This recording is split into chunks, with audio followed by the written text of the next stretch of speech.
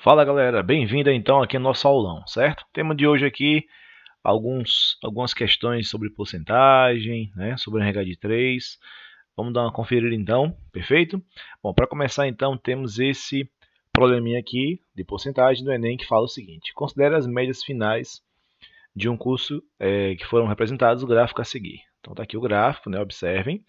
Sabendo que a média para aprovado nesse curso era maior ou igual a 6, qual foi a porcentagem de alunos aprovados? Perfeito. Na forma de resolver a questão, notem que na linha horizontal você tem aqui as médias, perfeito? E na linha vertical você tem a quantidade de alunos.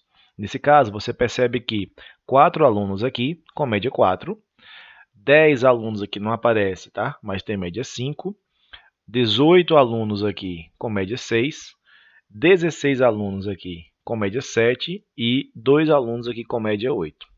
Quando você vai fazer então aqui o total de alunos, você vai perceber que vai ser igual a 50, né? Que no caso seria 4 daqui, mais 10 daqui, entre 8 e 12, perfeito? Mais 18 aqui, entre 16 e 20, o próprio 16, ok? E mais 2, total 50 alunos. A quantidade de alunos que foram aprovados foram 36. Por quê? Porque foram esses 18 aqui, com média 6, né? Esses 16 aqui, com média 7.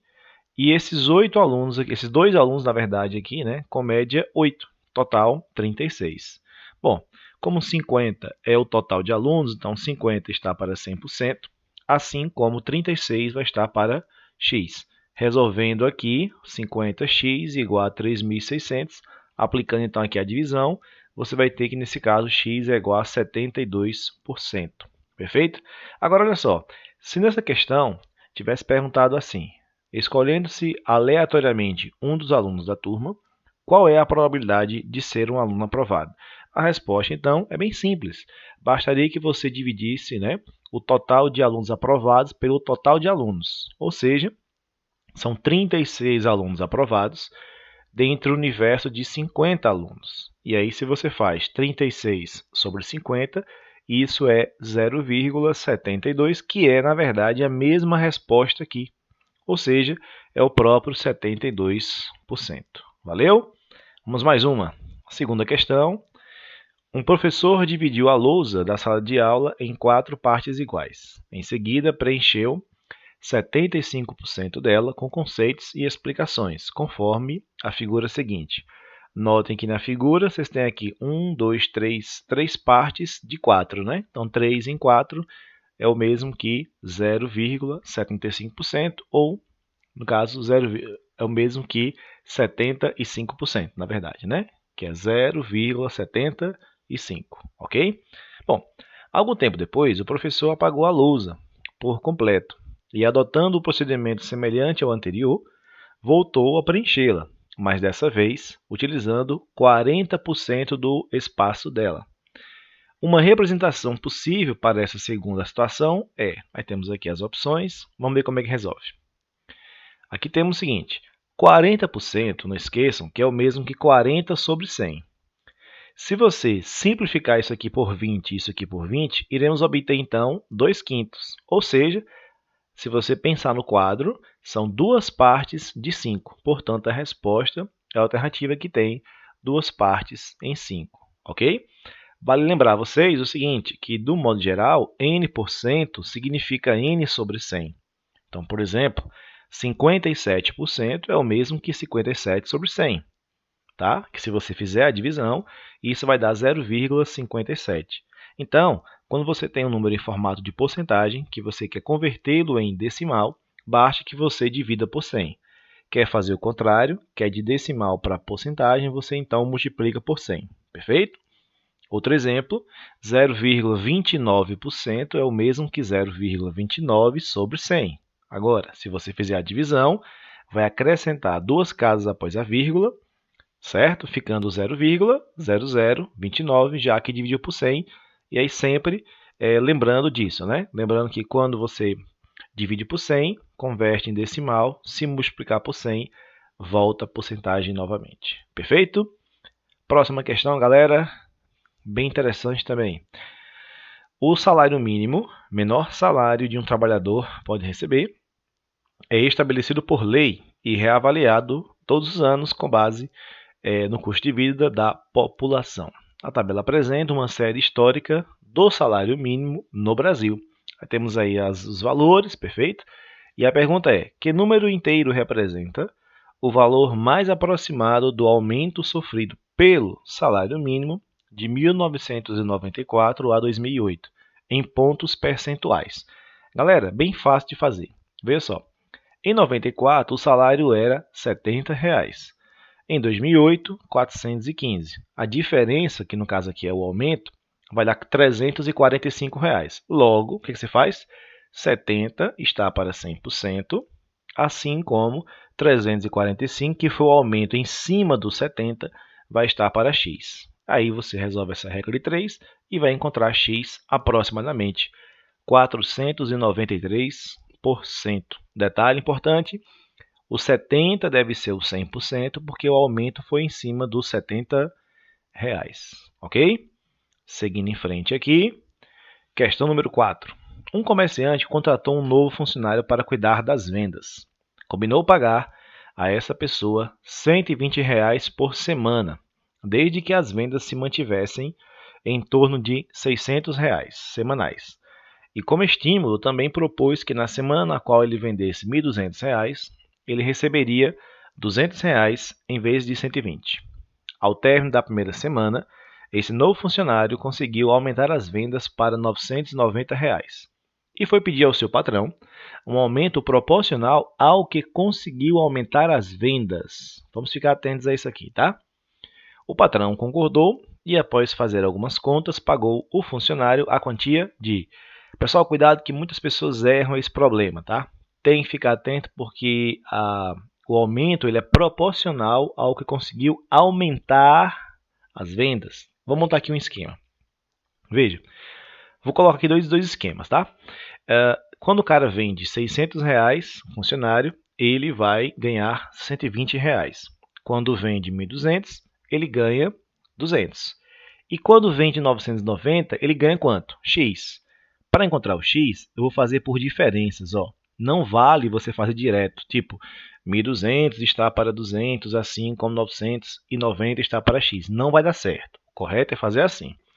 1.200 menos 600, aqui em cima, está para 200 menos 120. Notem que está aqui, 1.200 menos 600, daqui, lado esquerdo. 200 menos 120 aqui, lado direito. Faça a mesma coisa na outra igualdade. 990 menos 600 está aqui, e x menos 120 está aqui. Perfeito? Fazendo aqui as contas, 1.200 menos 600 vai dar 600, 200 menos 120, 80, 990 menos 600, 390, embaixo deixa x menos 120, resolve essa proporção e vai encontrar o x aí, R$ 172, ok? Seguindo em frente aí, moçada. Questão 5. Muito legal também. O gás natural veicular, GNV, ele pode substituir a gasolina ou álcool nos veículos automotores. Nas grandes cidades, essa possibilidade tem sido explorada principalmente pelos táxis, que recuperam, em um tempo relativamente curto, o investimento feito com a conversão por meio da economia proporcionada pelo uso do gás natural. Atualmente, a conversão para gás natural do motor de um automóvel que utiliza gasolina custa R$ 3.000. 1 litro de gasolina permite percorrer cerca de 10 km e custa R$ 2,20, enquanto um metro cúbico de GNV permite percorrer cerca de 12 km e custa R$ 1,10. Desse modo, um taxista que percorra 6.000 km por mês, ele recupera o investimento da conversão em aproximadamente quantos meses? Vamos lá resolver? Bora! Vai começar fazendo assim. Vamos tentar descobrir qual é o custo mensal desse cara para percorrer 6.000 km, usando gasolina, depois usando gás. A gasolina, o litro custa R$ 2,20 e com esse 1 litro dá para percorrer 10 km. Então, qual será o gasto dele para percorrer os 6.000? Está aqui. Resolve essa regra de 3, você vai encontrar R$ 1.320. Se usar o gás, que custa R$ 1,10 o metro cúbico, com esse 1,10, que é o metro cúbico, ele consegue percorrer 12 quilômetros. Então, quanto é que ele vai gastar para percorrer os 6.000? Resolve essa outra regra de 3, encontra-se então R$ 550. Ou seja, a diferença aqui, né, desse 1.320 para R$ 550 seria a economia mensal. Por mês, ele economiza R$ 770. Logo, posso fazer assim. Em um mês, ele economiza R$ 770. Então, em quantos meses ele vai economizar os 3.000? Lembrando que os 3.000 são os 3.000 reais do serviço que ele tem que fazer no carro para o carro funcionar GNV. Perfeito? Resolvendo isso aqui, você vai encontrar aproximadamente 4 meses. Deve ter dado aí, se você fez as contas, em torno de 3,8. Perfeito? Então, 4 meses é a resposta do problema. Valeu? Seguimos mais aqui, com mais uma. Esta da UNEB agora, bem interessante também. Devido à frente fria, a temperatura em uma cidade caiu uniformemente de 28 graus Celsius às 14 horas para 24 graus Celsius às 22 horas. Supondo-se que a variação da temperatura nesse intervalo de tempo tenha sido linear. Pessoal, sublinha você depois aí, ó, no seu material, linear. Pode-se concluir que às 17 horas a temperatura foi igual a quanto? Vamos então montar um esqueminha aqui, bem legal. Vamos fazer assim.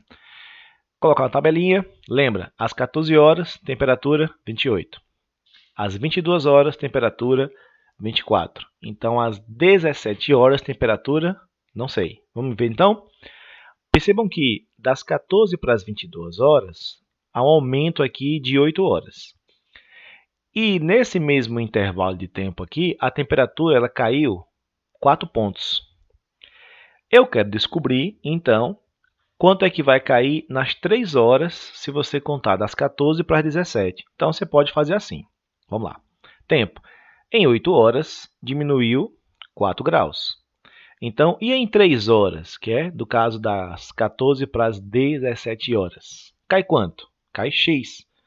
Regra de 3, você monta aqui e aí você consegue encontrar que baixa 1,5. Logo, como a referência foi, no caso, a temperatura sendo às 14 horas, que valia, no caso, 28 graus Celsius, então daqui vai cair 1,5. Portanto, basta você fazer 28 menos 1,5, resposta 26,5 graus. Ok? E para fechar, uma bem interessante aqui que envolve probabilidade. Vamos lá. O diretor de um colégio leu numa revista que os pés das mulheres estavam aumentando. Há alguns anos, a média dos tamanhos dos calçados das mulheres era de 35,5 e hoje é 37. Embora não fosse uma informação científica, ele ficou curioso e fez uma pesquisa com as funcionárias do seu colégio, obtendo o quadro a seguir. Então, ele montou uma tabela, onde aqui você vai ter o tamanho dos calçados e ao lado você tem a quantidade de funcionárias. A pergunta é, escolhendo uma funcionária ao acaso e sabendo que ela tem calçado maior que 36, fiquem atentos a isso aqui, quer saber qual é a probabilidade de calçar 38. Galera, nesse caso, como fala que já sabe que essa funcionária calça acima de 36, eu vou contabilizar, na verdade, só aquelas que calçam acima de 36, ou seja, 14 funcionárias, que são essas 3 que calçam 37, essas 10 que calçam 38 e essa uma que calça 39. Total, 14 funcionárias. Agora, dentre essas 14, 10 calçam 38. Então, posso afirmar que 14 é o espaço amostral e o evento seria um funcionário que calça 38. No caso, são 10. Então, são 10 funcionários que calçam 38. Logo, a probabilidade desse evento ocorrer seriam 10 em 14. E 10 em 14 é o mesmo que 5 sobre 7. Ok? Então, valeu moçada, até a próxima aí e tchau.